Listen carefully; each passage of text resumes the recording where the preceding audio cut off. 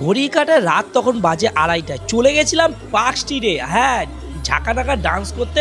সাথে ছিল স্যান্ডি সাহা, তার সাথে ছিল আরও কলিগ।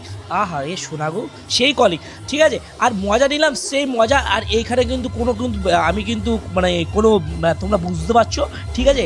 আমি কিন্তু এখানে কোনো হেড করবো না কোনো ক্লাবকে, কারণ আগেরবার কোনো ক্লাবকে হেড করাতে কিন্তু আমার ভিডিওটা ডিলিট করতে হয়েছিল। কিন্তু সেই কর্তৃপক্ষ বলেছে গ্র্যাজুয়েট ছেলে আসলে কম পয়সায় কিন্তু সে এনজয় করতে পারে।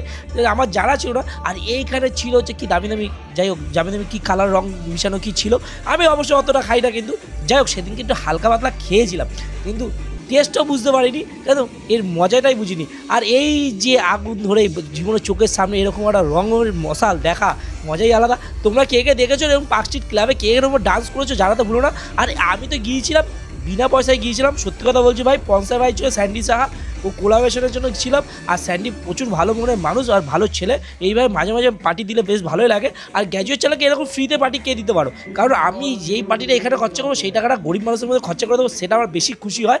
আর আমি সত্যিকার এটা এত এক্সপেন্সিভ আমার পক্ষে সম্ভব না। চলো ভিডিও ভালো লাগে লাইক করে, কমেন্ট করে, শেয়ার করে, আর টানা।